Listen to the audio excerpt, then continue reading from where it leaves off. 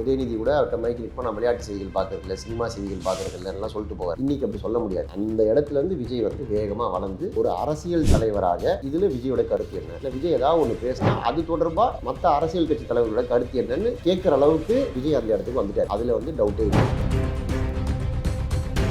விஜய்க்கு பின்னாடி ஒரு மிகப்பெரிய மாஸ் மூமெண்ட் இருக்கு. போன எலெக்ஷன்ல தின் மார்ஜின்ல தோத்த தொகுதிகள் நிறைய. முன்னாடி எலெக்ஷன்ஸ் கம்பேர் பண்ணும்போது வரப்போற எலெக்ஷன்ல அது இன்னும் கூடுதலாம். இப்போ நான் சொன்னல திமுக வந்து 137 ஓட்டுல தான் டி நகர்ல ஜெயிச்சது. அதே மாதிரி குறைவான ஓட்டுல தான் மொடக்குறிச்சி சரஸ்வதி ஜெயிச்சாங்க. குறைவான ஓட்டுல தான் தென்காசியில ஜெயிச்சாங்க. ஸோ இதெல்லாம் வந்து வரப்போற எலெக்ஷன்ல இந்த 500,000 ஓட்டுல தோக்குற தொகுதிகள் நிறைய ஆயிடும். அவங்களுடைய தோல்விக்கெல்லாம் விஜய் மிக முக்கிய காரணமா இருக்காரு. அவர் எப்படி வந்து திமுக அதிமுக ஆட்களை எதிர்த்து கிரவுண்ட்ல நின்று ஜெயிப்பார். ஓட்டு வாங்குறது அவர் 4,000 ஓட்டு வாங்கிடுவார். அதுவே பெரிய சாதனை தான். அதுவே விஜய்க்காக வர ஓட்டு தான். விஜய் தனிச்சு நிற்கிற வரைக்கும் அது திமுகவுக்கு ஃபேவராக அவர் இப்போ பண்ணிட்டு இருக்கிறாரு அப்படின்னு ஒரு பார்வை வைக்கிறாங்கல்ல. இல்லை, எனக்கு வந்து எக்ஸாக்ட் ஆப்போசிட்டான பார்வை இருக்குது. விஜய் தனியாக நிற்கிறது திமுகவுக்கு தான் ஆபத்து. அது ரெண்டு பேருக்குமே ஆபத்து. திமுக அதிமுக ரெண்டு பேர் ஓட்டுகளையுமே அவர் உடைப்பார். ஆனால் அதிகமான ஆபத்து யாருக்கு அப்படின்னா திமுகவுக்கு. அதனால தான் திமுக விஜயை பார்த்தாலே பதறி. விஜய்க்கு எவ்வளோ தடங்கல்கள் பண்ண முடியுமோ அவ்வளோ தடங்கள் ஏன் பண்ணுறாங்கன்னா, விஜய் நம்மளை தோக்கடிச்சிருவாரு, நம்மளை வீட்டுக்கு அனுப்புறதுக்கு விஜய் ஒரு மிக முக்கியமான காரணமாக இருப்பாருன்னு திமுக நம்புது. அது உண்மையும் கூட. விஜய் கட்சின்றது தமிழ்நாடு முழுக்க இம்பாக்ட் இருக்க கட்சி. தமிழ்நாடை தாண்டி கேரளாலேயும் இம்பாக்ட் இருக்குது, ஆந்திராவில் இம்பாக்ட் இருக்குது, பாண்டிச்சேரியில் இம்பாக்ட் இருக்குது. வெறும் தமிழ்நாடு மட்டும் இல்லை.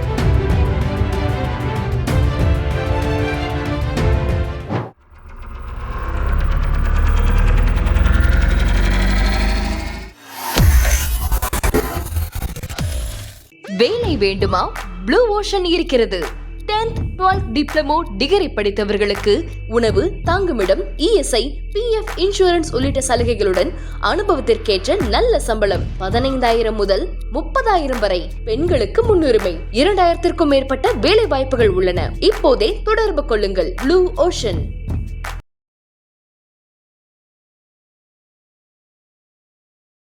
இதில் நான் முன்னாடியே சொன்னது போல் கூட்டணி விவகாரங்கள் அப்படின்னு வரும் பொழுது இங்கே மெயினாக இந்த பீகார் எலெக்ஷன்ஸ்க்கு அப்புறம் எப்படி முன்னாடி விஜயை வச்சு ஒரு ஓவரால் கால்குலேஷன்ஸ்லாம் ஓடிட்டு இருந்துச்சோ இப்போ காங்கிரஸை வச்சு ஓடுது. ஸோ இந்த காங்கிரஸை மையப்படுத்தி நடக்கிற கால்குலேஷன்ஸில் இந்த பக்கம் திமுக கூட்டணி, இந்த பக்கம் மெயினாக வந்து திமுகவுக்கும் விஜய்க்கும் நடுவில் தான் இப்போ காங்கிரஸ் ஃபேக்டரே வேலை செஞ்சிட்ருக்கு. இது எப்படிலாம் மாறுவதற்கான வாய்ப்பு இருக்கிறதா பார்க்குறீங்க? விஜய் வந்து ஒரு மிகப்பெரிய சக்தி. அதில் மாற்று கருத்தே கிடையாது. திமுகவினர் முதல்ல விஜயை பொருட்படுத்தலை. இப்போ உதயநிதி கூட அவர்கிட்ட மைக்கில் இப்போ நான் விளையாட்டு செய்திகள் பார்க்கறதில்ல, சினிமா செய்திகள் பார்க்கறதில்லலாம் சொல்லிட்டு போவார். இன்றைக்கி அப்படி சொல்ல முடியாது. அந்த இடத்துலேருந்து விஜய் வந்து வேகமாக வளர்ந்து ஒரு அரசியல் தலைவராக இதில் விஜயோட கருத்து என்ன, இல்லை விஜய் ஏதாவது ஒன்று பேசினா அது தொடர்பாக மற்ற அரசியல் கட்சி தலைவர்களோட கருத்து என்னன்னு கேட்குற அளவுக்கு விஜய் அந்த இடத்துக்கு வந்துட்டார். அதில் வந்து டவுட்டே இல்லை. விஜய்க்கு பின்னாடி ஒரு மிகப்பெரிய மாஸ் மூமெண்ட் இருக்குது. இப்போ இன்னைக்கு வந்து ஒருத்தர் பின்னாடி ஆட்கள் திரண்டு வர்றதுன்றது ரொம்ப ரொம்ப கஷ்டமாயிடுச்சு இன்னைக்கு காலத்துக்கு. அந்த மாதிரி கரிஸ்மெட்டிக் லீடர்ஸ் வந்து இல்லை. அதுவும் ஆர்கானிக்காக நீங்கள் காசு கொடுத்து கூட்டு வர கூட்டம் வேறு. மணிக்கணக்கில் காத்திருந்து ஒருத்தருக்காக காத்திருந்து பார்த்துட்டு போகிறது அப்படின்ற கூட்டம் வந்து இன்றைக்கி கிடையாது. ஆனால் அப்படி ஒரு கூட்டம் விஜய்க்கு இருக்குது. இதை வந்து நம்ம அண்டர் எஸ்டிமேட் பண்ணக்கூடாது, ஓவர் எஸ்டிமேட்டும் பண்ணக்கூடாது. திமுக மற்ற ஆட்கள் இதை அண்டர் எஸ்டிமேட் பண்ணுறாங்க. விஜய் கட்சியில் இருக்கக்கூடிய ஆட்கள், ஸ்ட்ராட்டஜிஸ்ட்டுகள், விஜய்க்கு பக்கத்தில் இருக்கக்கூடிய ஆட்கள் இதை ஓவர் எஸ்டிமேட் பண்ணுறாங்க. ஆனால் விஜய்க்கு ஒரு பலம் இருக்குது. இந்த பலத்தினாலேயே நான் தனியாக நின்று சிஎம் ஆகிடுவேன் அப்படின்னு அவர் சொன்னார்னா அதுக்கு வாய்ப்பே இல்லை. அது ப்ராக்டிக்கலாக பாசிபிள் இல்லை. விஜயெல்லாம் ஒரு ஆளே இல்லைங்க, அவரால் எந்த பாதிப்பும் இல்லை அப்படின்னு ஒருத்தர் சொல்கிறாருன்னா அவர் வந்து அறியாமையில் பேசுகிறாருன்னு அர்த்தம். விஜய் கடுமையான பாதிப்புகளை ஆல்மோஸ்ட் எல்லா தொகுதியிலும் ஏற்படுத்துவார். நான் ஏற்கனவே சொன்னது தான், விஜய் கட்சின்றது தமிழ்நாடு முழுக்க இம்பாக்ட் இருக்க கட்சி. தமிழ்நாடை தாண்டி கேரளாலேயும் இம்பாக்ட் இருக்குது, ஆந்திராவில் இம்பாக்ட் இருக்குது, பாண்டிச்சேரியில் இம்பாக்ட் இருக்குது.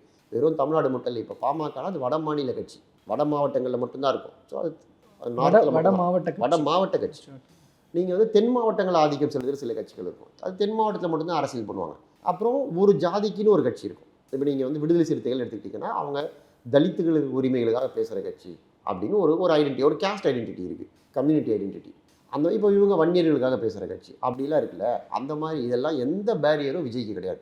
அவருடைய ரசிகர்கள் எல்லா ஜாதியிலும் இருக்கிறாங்க, எல்லா வயசுலேயும் இருக்காங்க, எல்லா ஏரியாக்கள்லையும் இருக்காங்க. நம்ம கும்மிடி பூண்டியில் ஆரம்பித்து கீழே கன்னியாகுமரி வரைக்கும் எல்லா தொகுதியிலும் விஜய் ஆதரவாளர்கள் ரசிகர்கள் இருக்கிறாங்க. அதனால் போன எலெக்ஷனில் தின் மார்ஜினில் தோற்ற தொகுதிகள் நிறைய முன்னாடி எலெக்ஷன்ஸை கம்பேர் பண்ணும்போது வரப்போகிற எலெக்ஷனில் அது இன்னும் கூடுதலாகும். இப்போ நான் சொன்னல திமுக வந்து 137 ஓட்டில் தான் டி நகரில் ஜெயிச்சுது. அதே மாதிரி குறைவான ஓட்டில் தான் மொடக்குறிச்சி சரஸ்வதி ஜெயித்தாங்க. குறைவான ஓட்டில் தான் தென்காசியில் ஜெயித்தாங்க. ஸோ இதெல்லாம் வந்து வரப்போகிற எலெக்ஷனில் இந்த 500,000 ஓட்டில் தோக்குற தொகுதிகள் நிறைய ஆகிடும். அப்போது அவங்களுடைய தோல்விக்கெல்லாம் விஜய் மிக முக்கிய காரணமாக இருப்பார். போன எலெக்ஷனில் மக்கள் நீதி மையம் இந்த வேலை செஞ்சு விஜய்க்கு இருக்கிற கரிஸ்மாலேயோ கூட்டத்திலேயோ 10ல் ஒரு பகுதி தான் கமலுக்கு இருக்கு. ஆனால் அது எப்படின்னா அந்த சின்ன பாம்பே இவ்வளோ டேமேஜ்னா நியூக்ளியர் பாம்பு எவ்வளோ பெரிய டேமேஜ் ஏற்படுத்தும் அப்படின்ற கம்பேரிசன் தான் இது. அவரே வந்து சில இடங்கள்லாம் ஓட்டை உடச்சி விட்டதுனால பல பேர் தோற்று போயிட்டாங்க. இப்போ உதாரணத்துக்கு மதுரை தெற்கு மதிமுக பூமிநாதன் ஒருத்தர் நின்னார். அவரை எதிர்த்து அதிமுகவில் சரவணன் ஒருத்தர் நிற்கிறார். மக்கள் நீதி மையம் நிற்கிது. மக்கள் நீதி மையம் அங்கே வந்து கிட்டத்தட்ட ஒரு 12,000 13,000 ஓட்டு வாங்குறாங்க. இவர் ஏடிஎம்கேக்காரரு 6,000 ஓட்டு வித்தியாசத்தில் தோக்குறாரு. இப்போ அங்கே அந்த கேண்டிடேட் இல்லை அப்படின்னா இந்த 12,000 ஓட்டு வந்து இப்படி தான் இவங்களுக்குள்ளே தான் பிரிஞ்சிருக்கணும். கரெக்டாக? ஸோ இது ஒரு உதாரணம். இப்படியெல்லாம் மக்கள் நீதி மையம் அப்படின்ற கட்சி போன எலெக்ஷனில் பண்ண டேமேஜ் வந்து சின்ன டேமேஜ். அது ட்ரெய்லர், இது மெயின் பிக்சர். அப்போ இந்த கட்சி எவ்வளோ டேமேஜ் பண்ணோன்னு நீங்கள் யோசிச்சு பாருங்கள். அதனால தான் விஜயை பார்த்து உள்ளுக்குள்ளே எல்லாருக்குமே ஒரு அச்சம் இருக்குது. ஆனால் இப்போ இதில் விஜயோட முகத்துக்காகவே எல்லா தொகுதிகள்லையும் ஓட்டு போட்டுருவாங்க அப்படிங்கிறது வந்து கண்டிப்பாக எதிர்பார்க்கலாமா? போட மாட்டாங்க. ஏன்னா அந்தந்த பகுதியில் அவங்க ஒரு ஃபெமிலியர் முகம்னா ஓகே, வாக்குகள் கிடச்சிரும். ஆனால் விஜய் முகத்துக்காக மட்டுமேன்னு சொல்லி யாருன்னே தெரியாத தாவேகா சார்பில் நிற்கிற ஒருத்தருக்கு மக்கள் நம்பி ஓட்டு போட்டுருவாங்கன்னு எப்படி எதிர்பார்க்கலாம்? போட மாட்டாங்க. நான் அதுதான் சொன்னேன். அதை தான் விஜய் கூட இருக்கிறவங்க ஓவர் எஸ்டிமேட் பண்ணுறாங்க. விஜயே நிற்கிறார நினச்சி ஓட்டு போடுங்க அப்படின்னு சொன்னால் நீங்கள் சொல்கிறீங்க, மக்கள் அதையும் ஏற்றுக்கணும். மக்கள் ஏற்றுக்கிட்டு எப்படி ஓட்டு போடுவாங்க? 2 ஆன்டி இன்கம்பன்சி இருக்குங்க டிஎம்கே மேலே. ஒன்று வந்து அந்த எம்எல்ஏ இல்லை அமைச்சர் அவர் மேலே இருக்க ஆன்டி இன்கம்பன்சி, கட்சி தலைவர் அவங்க மேலே இருக்க ஆன்டி இன்கம்பன்சி. இது 2. இப்போ நீங்கள் பொன்முடி எடுத்துக்கிறீங்க அப்படின்னா பொன்முடி ஓசி பஸ்ன்னு சொல்கிறாரு, பெண்களை அவமானப்படுத்திட்டாருன்னா சொன்னால் அவங்க ஊரில் அந்த தொகுதியில் இருக்கிற மக்கள் அதை எப்படி எடுத்துக்கிறாங்க? அவங்க அதை வந்து அஃபெண்ட் ஆகுறாங்களா? அவர் மேலே அதிருப்தி இருக்குன்னா அவர் மேலேயும் அதிருப்தி இருக்குது, கட்சி மேலேயும் அதிருப்தி இருக்குன்னு வச்சுங்களேன். அப்போது அங்கே அவர் கேண்டிடேட் நிற்கும் போது இவர் ஒரு பாடம் கற்றுக் கொடுக்கணும் அப்படின்னு நினச்சி தோக்கடிக்கிறது ஒன்று. சில இடங்களில் கேண்டிடேட் நல்லவராக இருப்பார், அவர் நல்ல மனுஷங்க, எங்கள் எம்எல்ஏ நல்ல மனுஷங்க, அவருக்காக ஓட்டு போடுறேன், இல்லை அவர் எங்கள் ஜாதிக்காரர் அவருக்காக ஓட்டு போடுறேன் அப்படி இருக்கும். ஸோ இந்த ஆன்டி இன்கம்பன்சி இருக்குல்ல, இது கேண்டிடேட் மேலேயும் இருக்கும், கட்சி மேலேயும் இருக்கும். அதே மாதிரி தான் விஜய் நிற்க வைக்க போகிற ஆட்கள். இது வந்து எப்படி நெகட்டிவாக இருக்கும் அதே மாதிரி பாசிட்டிவ். விஜய்க்கு ஒரு பாசிட்டிவ் இருக்குன்னா நிற்க வைக்கிற ஆளுக்கும் அதை தாங்கக்கூடிய சக்தி இருக்கும். நீங்கள் இப்போ நான் ரசிகர் மன்றத்தில் ரொம்ப வருஷமாக இருக்காருன்னு ஒரு ஆட்டோக்காரரை நிறுத்துறேன், எளிய பின்னணியிலேருந்து ரொம்ப ஒரு காய்கறி கடை வச்சுருக்கவர் நிறுத்துறேன்னு சொல்கிறீங்கன்னா அவர் எப்படி போய் பிரச்சாரம் பண்ணுவார்? அவர் எப்படி வந்து திமுக அதிமுக ஆட்களை எதிர்த்து கிரவுண்டில் நின்று ஜெயிப்பார்? ஓட்டு வாங்குறது வேறு. அவர் 4,000-5,000 ஓட்டு வாங்கிடுவார் வச்சுங்க, அதுவே பெரிய சாதனை தான். அதுவே விஜய்க்காக வர ஓட்டு தான். அந்த 5,000 பேர் அந்த ரமேஷ்க்கும் சுரேஷ்க்கும் போட போகிறாங்க.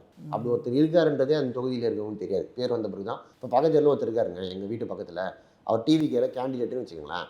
அவர் கேண்டிடேட்டும் பேர் ஃபோட்டோலாம் வந்த பிறகு தான் எனக்கு தெரியும் ஒரு பக்கத்தில் இருக்கிறார் போல இதுன்னு. கரெக்டாக? அப்போ விஜய் சொல்லிட்டான்றதுக்காக அவருக்கு எப்படி நான் ஓட்டு போடுவேன்? ஆனால் விஜய் யாரை நிறுத்த போகிறாருன்னு நம்ம பார்க்கணும். விஜய் வந்து அவருக்கு அரசியல் புரிதெல்லாம் இல்லை அப்படின்னு நான் சொல்ல மாட்டேன். அவருடைய சில மூவ்ஸ் எல்லாம் ரொம்ப ஸ்மார்ட்டாக இருக்குது. ஒருவேளை அவர் வந்து அனுபவம் வாய்ந்த ஆட்கள், வேறு கட்சியிலேருந்து வெளியில் வந்தவங்க, அந்த மாதிரி ஆட்களை பிடிச்சி நிறுத்துறாருன்னு வச்சுக்கோங்க. அவங்களுக்கெல்லாம் சொந்த பலம்னு ஒன்று இருக்கும். அதில் விஜயுடைய கட்சி பலம், விஜயுடைய இமேஜ் இதெல்லாம் சேரும்போது அது கூடுதல் பலமாக மாறிடும். கூட்டணி மூவ்ஸை பொறுத்த வரைக்கும் இப்போது இதுக்கப்புறம் காங்கிரஸை திமுக எப்படி ஹேண்டில் பண்ணோம்? அண்டு காங்கிரஸை எதிர்பார்த்திருந்த தாவேகாவுக்கு நெக்ஸ்ட் ஆப்ஷன்ஸ் என்ன? காங்கிரஸுக்கு இது சர்க்கிள், தாவேகாவுக்கு இது ஏமாற்றம். காங்கிரஸ் வந்து மிகப்பெரிய சர்க்கிள் இது பீகார். இனிமே நீங்கள் அத்தாரிட்டேட்டிவாக போய் திமுக கிட்டே எனக்கு போன முறை 25 கொடுத்தீங்க, இந்த வாட்டி நீங்கள் 35 கொடுக்கணும் 40 கொடுக்கணும் அப்படிலாம் கேட்க முடியாது. ஆட்சி அதிகார பகிர்வு பற்றிலாம் பேசணும். சீட்டே கேட்க முடியாத போது சேர் எப்படி கேட்க முடியும்? அதனால் அதை கேட்கவே முடியாது. இன்னொன்று, திமுகவுக்கு ஆட்சியில் பங்கு கொடுக்கறதுன்ற அப்படி ஒரு எண்ணமே இது வரைக்கும் இருந்ததில்லை, இனிமேலும் இருக்கும்னு நான் நம்பலை. அதனால தான் விசிக எம்பி ரவிக்குமார் திமுகவுடைய முழக்கமே என்னது? மத்தியில் கூட்டாட்சி, மாநிலத்தில் சுயாட்சி. சுயாட்சின்றதுனால எங்க ஆட்சின்றது தான் சுயாட்சி. ஸோ கூட்டாட்சி மத்தியில் வேணால் வச்சுக்கோங்க, பழக்க வழக்கம்லாம் கேட்டுக்கு வெளியில் கேட்டுக்குள்ளே கிடையாதுன்னு அது மாதிரி அதோடு நின்றுக்கங்க சென்டரோட. ஸ்டேட்டில் வந்துலாம் அமைச்சரவையில் பங்குலாம் கேட்காதீங்க. இதெல்லாம் திமுக கொடுக்கவே கொடுக்காது, விரும்பி கொடுக்காது. கட்டாயத்தின் பேரில் வேறு வழி இல்லைன்ற ஒரு நிலைமை வந்தால் அப்போ வேணால் அதை பற்றி பரிசீலிப்பாங்க. அந்த நிலைமை இப்போ பீகாரில் காங்கிரஸ் ஓரளவு ஜெயிச்சிருந்தால் மேபி வந்திருக்கலாம். இப்போ அதுக்கான வாய்ப்பு இல்லை. அதனால் காங்கிரஸ் இதுவுமே அவங்க கொடுத்தது தான் வாங்கிக்கணும். அந்த 25 கொஞ்சம் குறைச்சி கொடுத்தாலும் வேறு வாய்ப்பு இல்லை. பெட்டர் ஆல்டர்னேட் வராத வரைக்கும் திமுக விட்டு வெளியில் போக மாட்டாங்க. இப்போ காங்கிரஸ் ஒரு மண்குதிரை அப்படின்றது இந்த எலெக்ஷன் ரிசல்ட்டில் தெரிஞ்சிச்சு. அதனால் விஜய் அந்த மண்குதிரை மேலே ஏறி சவாரி பண்ண மாட்டார். ஸோ அப்போ அப்படி பார்க்கும்போது தான் விஜயோட நெக்ஸ்ட்டு கூட்டணி தொடர்பான விஷயங்கள் இப்போ யார் யாரெல்லாம் சேர்க்கலாம், யார் கூட போகலாம் அப்படிங்கிறதுல இப்போ ஒருவேளை காங்கிரஸ் இருந்ததுனால தான் ஏடிஎம்கேவினுடைய அழைப்புகளை அவர் நிராகரிச்சிட்டு இருந்தார். இப்போ காங்கிரஸினுடைய நிலை இப்படி ஆயிட்டதுனால மீண்டும் இந்த ஏடிஎம்கே உடனான பேச்சுவார்த்தைகள் தொடரலாம், அதில் ஏதாவது ஒரு பாசிட்டிவான சிக்னல்ஸ் கிடைக்க பெறலான்னு ஒரு வியூகம் ஒன்று வைக்கப்படுதில்ல, அது நடப்பதற்கான சாத்தியக்கூறுகள் இருக்குன்னு பார்க்குறேன். அரசியலில் எது வேணாலும் நடக்கும். இப்போ அவர் டிக்ளேர் பண்ணது 2 எதிரிகள் தான். ஆமாம், கொள்கை எதிரி, அரசியல் எதிரி, பாஜக, திமுக. அவர் அதிமுகவை எதிரின்னு டிக்ளேர் பண்ணல. அவர் இவங்க 2 பேரை தான் எதிரின்னு சொல்கிறார். ஏன்னா அவங்க மத்தியில் ஆட்சியில் இருக்காங்க, இவங்க மாநிலத்தில் ஆட்சியில் இருக்காங்க. அதனால் அதிமுகவை அவர் எதிரி லிஸ்ட்டில் வைக்கல, நண்பன் லிஸ்ட்லேயும் வைக்கல. அதனால் இவர் தனியாக நின்று ஒரு அணி சேர்க்க முயற்சி செய்வார். அது வலுவாக அமையலை அப்படின்னா அந்த பக்கம் போகிறதுக்கு வாய்ப்பு இருக்குது. அந்த பக்கம் போகிறதுல ஒரே ஒரு சிக்கல் அவருக்கு இப்போ என்ன அப்படின்னா, அவங்க இவர் டிக்ளேர் பண்ண எதிரின்னு சொன்ன பிஜேபி கூட இருக்காங்க. எஸ், அப்போ நீங்கள் அங்கே போகிறது பிஜேபி கூட போகிற மாதிரி தானே. அந்த சிக்கல் விஜய்க்கு இருக்குது. அந்த ஒரு நெருடல் இல்லைன்னா இப்போவே அவர் அதிமுக கூட கூட்டணி அமைச்சிருப்பார்.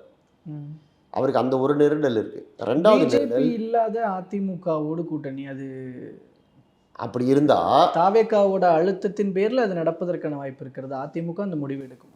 அடுத்ததுக்கு வருவோம். அடுத்த நெருடல் விஜயின் தலைமையை ஏற்றுக்கொள்ளும் கட்சிகளோட கூட்டணின்னு அவங்க தீர்மானம் போடுறாங்க. எடப்பாடி எப்படி விஜய் தலைமையை ஏற்றுப்பார்? 2 வருஷத்துக்கு முன்னாடி அரசியல் கண்டவருக்கும் நான் இவ்வளோ செங்கோட்டையும் குட்டிக்காரனை போட்டு பார்த்தாரு. செங்கோட்டையே நீங்கள் சரி பரவாயில்ல கிளம்புங்கன்னு சொல்லிட்டீங்க. சீனியர்ஸையே ஈஸியாக ஹேண்டில் பண்ணி வெளியில் அனுப்பக்கூடியவர்.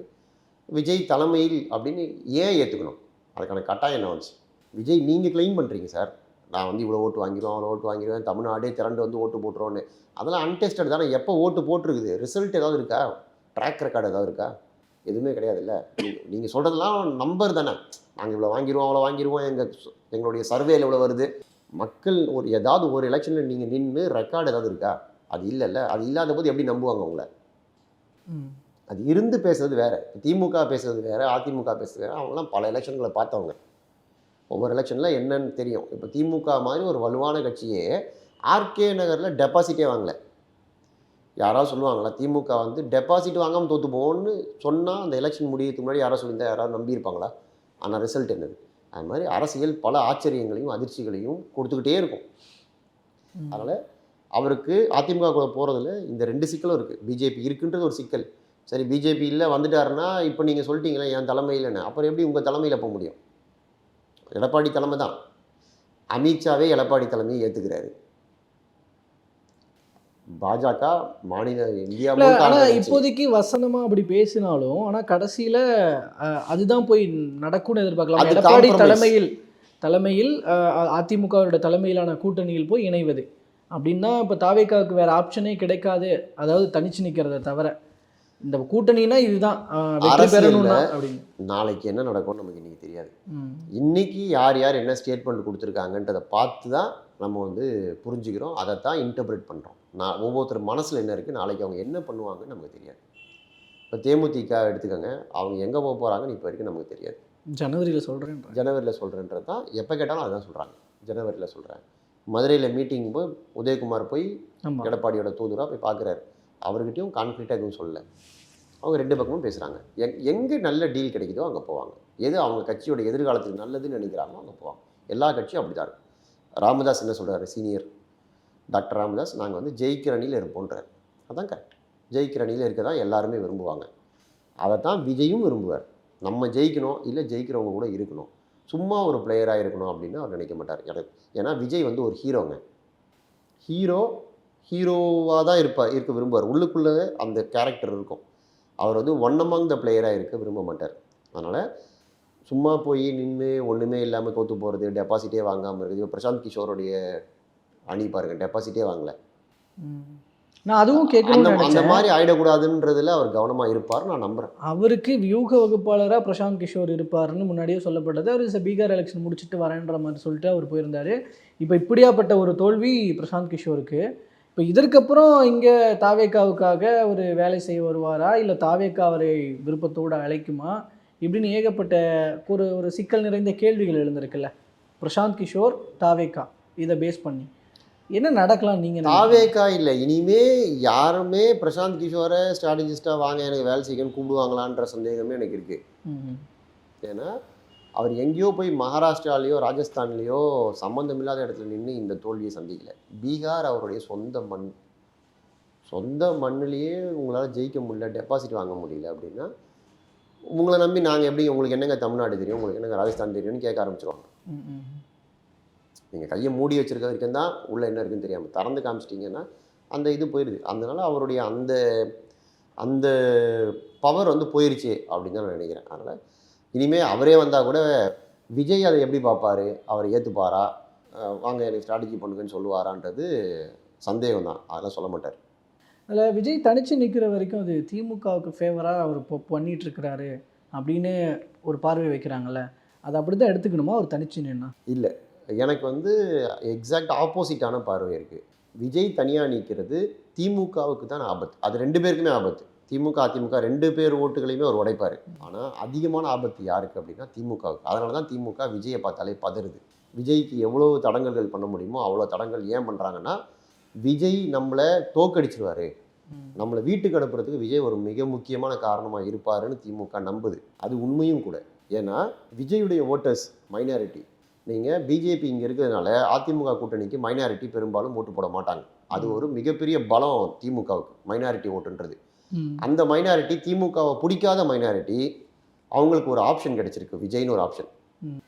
அவங்களுக்கு திமுக பிடிக்கல, அதே சமயம் பிஜேபி இருக்கிற கூட்டணி ஓட்டு போடக்கூடாதுன்னு நினச்சாங்கன்னா என்ன பண்ணுவாங்க, முன்னாடி ஆப்ஷன் இல்லாமல் இருந்து இன்றைக்கி அந்த ஆப்ஷன் கிடைச்சிருக்கு, விஜய்க்கு ஓட்டு போடலாம். விஜயுடைய ரசிகர்களில் நிறைய ஆதரவாளர்களில் தலித் வந்து எக்கச்சக்கமாக இருக்காங்க. தலித் இளைஞர்கள் மத்தியில் விஜய்க்கு ஒரு பெரிய கிரேஸ் இருக்குது. அந்த ஓட் பேங்க்கும் டிஎம்கேவோட ஓட் பேங்க் தான். அதனால் டிஎம்கேவோடைய முதுகெலும்புலேயே அவர் அடிக்கிறார். அது வந்து மைனாரிட்டியும் சரி, தலித் ஓட்டும் சரி, ரெண்டுமே வந்து. அதே மாதிரி யங்ஸ்டர்ஸ்க்கான கனெக்டு ரெண்டு கட்சிக்குமே இப்போ இல்லை. யங்ஸ்டர்ஸ் வந்து ஆர்வமாக இப்போல்லாம் மெம்பர்ஷிப் டிரைவ் நடத்துவாங்க கட்சியில் சேர்றதுக்கு. அப்படி நீங்கள் பாருங்கள், இப்போ ரீசெண்டாக நடத்துகிற மெம்பர்ஷிப் டிரைவ்லலாம் திமுக அதிமுகலாம் போய் சேர்றதுக்கு பெருசாக ஆர்வம் காட்ட மாட்டாங்க.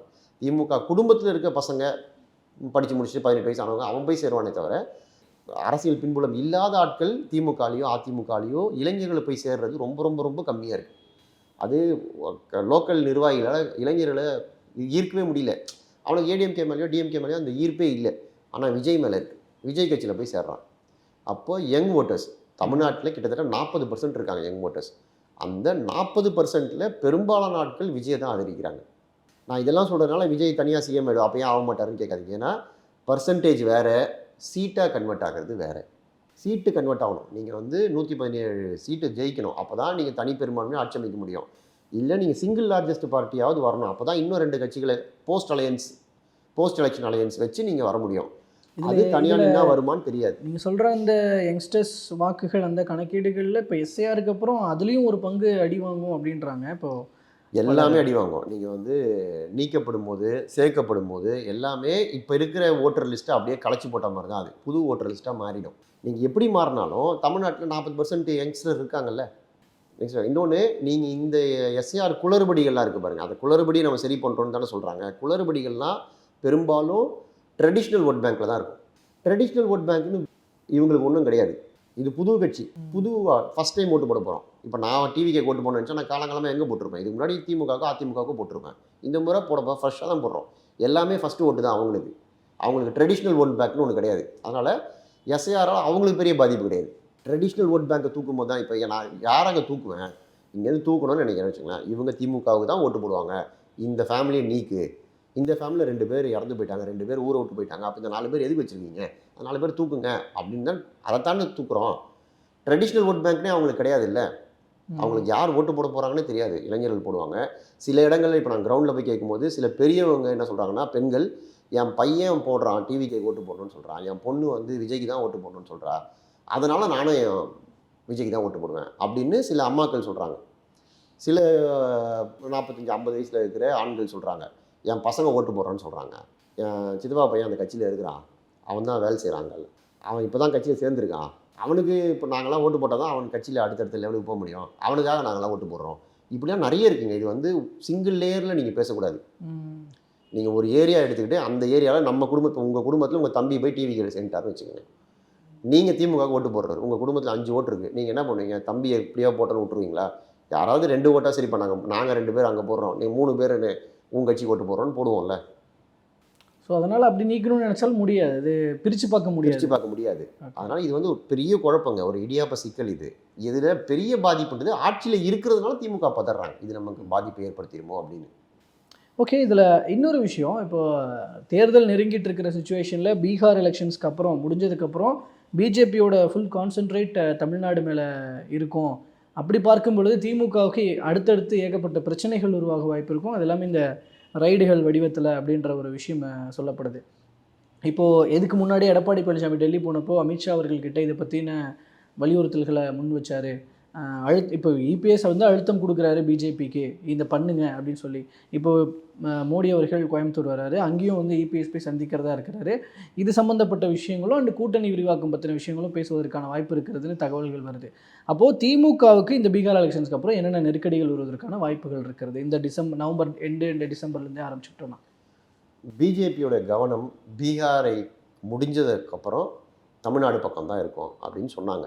அதை நிரூபிக்கிற மாதிரி இன்னைக்கு பிஎம் வந்துட்டார்.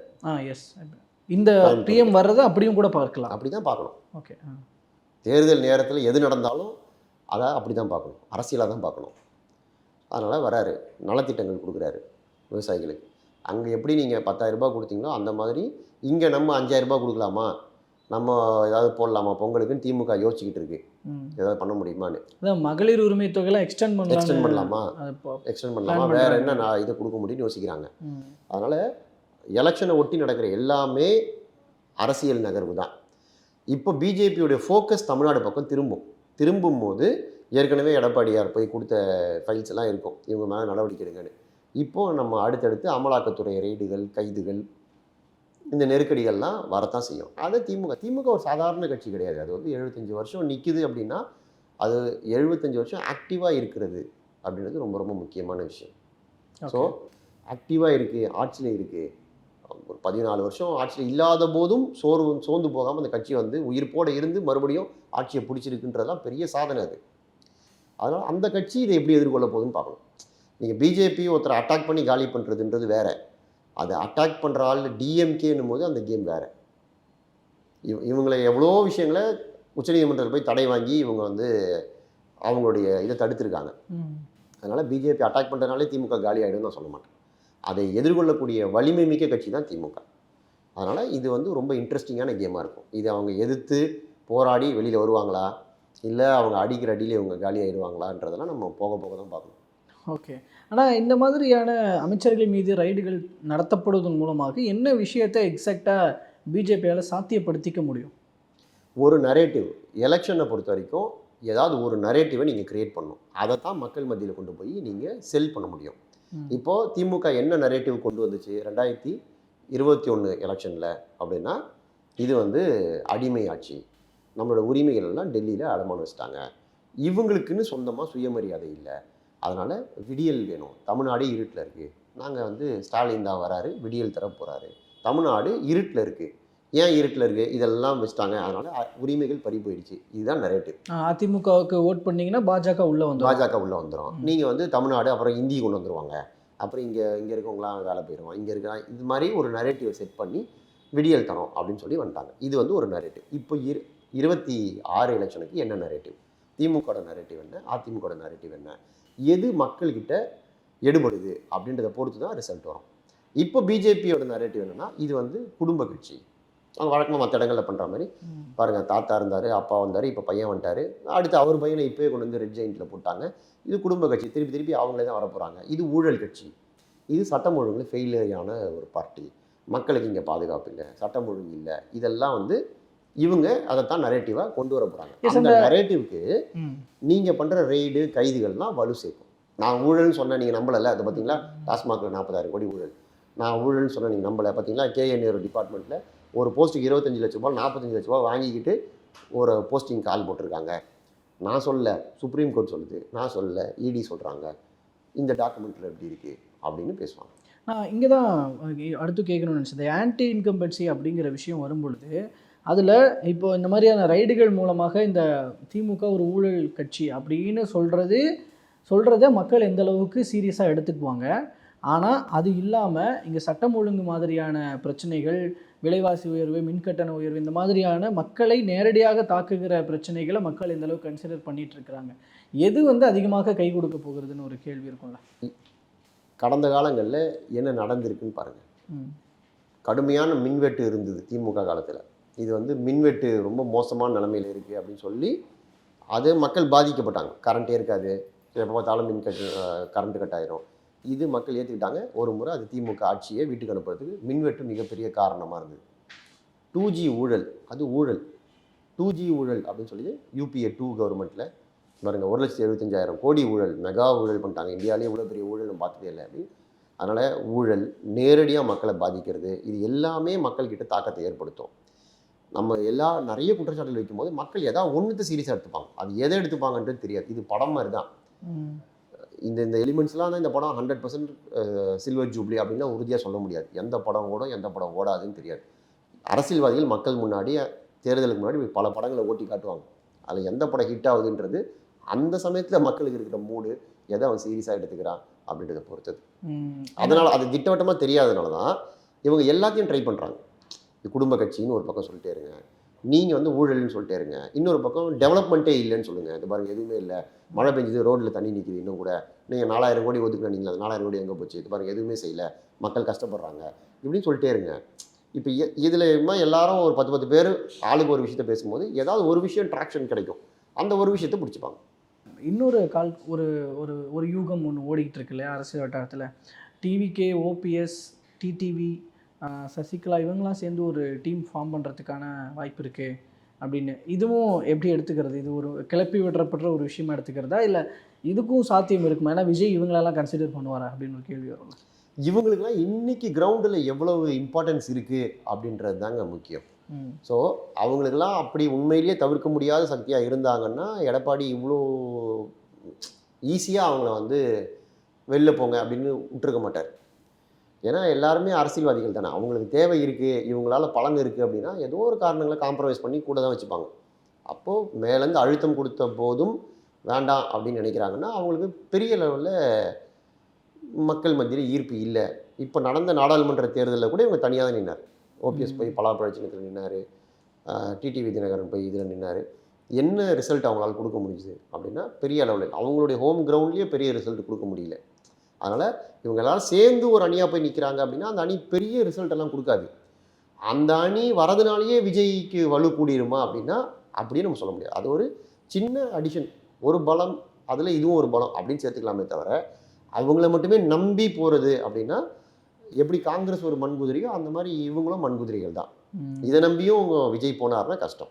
அதிமுக பாஜக கூட்டணி இப்போ இருக்கிறதே போதுமானதாக இருக்கா வெற்றியை அச்சீவ் பண்ணுற அளவுக்கு, இல்லை இன்னும் கூட்டணி கட்சிகள் தேவைப்படுதா? அப்படி கூட்டணி கட்சிகளை உள்ளே இழுக்கிற ப்ராசஸில் அதிமுகவோ பாஜகவோ, குறிப்பாக அதிமுக எடுக்கிற முயற்சிகள் எல்லாம் தோல்வி தான் அடைஞ்சிக்கிட்டு இருக்கா அப்படிங்கிற ஒரு கேள்வி வருது. திமுகவுடைய மிகப்பெரிய பலம் இன்றைக்கி வந்து அவங்களுடைய கூட்டணி தான். நம்ம 0.5% இருக்கலாம், 1% இருக்கலாம், ஆனால் அந்த 0.5% 2 தொகுதியிலே குரூஷியலாக இருக்கும். இப்போ நீங்கள் கம்யூனிஸ்ட்டுகளை வச்சுருக்காங்க. கம்யூனிஸ்டால் என்ன லாபம்னா நீங்கள் வந்து தஞ்சாவூர் பெல்ட்டில் டெல்டாலையும் இந்த பக்கம் நாகப்பட்டினம் சைடும் கம்யூனிஸ்ட்டுகளால் சில தொகுதிகள் அவங்க இருக்கிறதுனால மட்டுமே ஜெயிக்க முடியும். அவங்க இல்லைன்னா அந்த தொகுதி தோற்று போயிடும். காங்கிரஸால் சில தொகுதிகளில் அவங்க இல்லைன்னா அந்த தொகுதிகள் காங்கிரஸுக்கு தோற்று போயிடும், திமுக தோற்று போயிடும். அது மாதிரி திமுகவுடைய பலம் வந்து கூட்டணி. அலையன்ஸ் அப்படின்னு பார்த்தோம்னா அந்த ஆஸ்பெக்டில் திமுக அணி தான் ஸ்ட்ராங்காக இருக்குது, அதிமுக ஸ்ட்ராங்காக இல்லை. அதிமுக வெறும் இப்போதைக்கு அதிமுகவும் பாஜகவும் மட்டும்தான் இருக்குது. ஆனால் இந்த 2 பேரோடவே அவங்க எலெக்ஷனுக்கு போவாங்கன்னு நான் நம்பலை. உறுதியாக இன்னும் 2-3 பேர் அவங்க சேர்ப்பாங்க. அதுக்கான ப்ராசஸ் தான். இப்போ உதயகுமார் போய் ஏன் தேமுதிக அவங்க பிரேமலதா கிட்ட வந்து வாங்கன்னு கூப்பிட்றாரு, ஏன் போய் பேசுகிறாரு. ம். இதெல்லாமே முயற்சி தான். பாமக கூடயும் பேசுவாங்க. இந்த முயற்சிகள்லாம் நடக்கும். இது எல்லாமே இப்போது இன்னும் ஒரு 5 மாதம் இருக்குங்க. இதெல்லாம் இன்றைக்கே சொல்ல மாட்டாங்க. இது ஜனவரி பிப்ரவரியில் தான், நெருக்கத்தில் தான் வந்து தான் இந்த டீல்ஸ் எல்லாம் க்ளோஸ் ஆகும். ஓகே. ஸோ ஆனால் கூட்டணி விரிவடையும்னு தாராளமாக 100% விரிவடையும். ஓகேங்க சார். பொறுத்திருந்து பார்க்கலாம் என்ன நடக்குது அப்படின்னு. தற்போது வரைக்கும் பல்வேறு தகவல்களையும் கருத்துக்களையும் பகிர்ந்து கொண்டமைக்கு நன்றி சார்.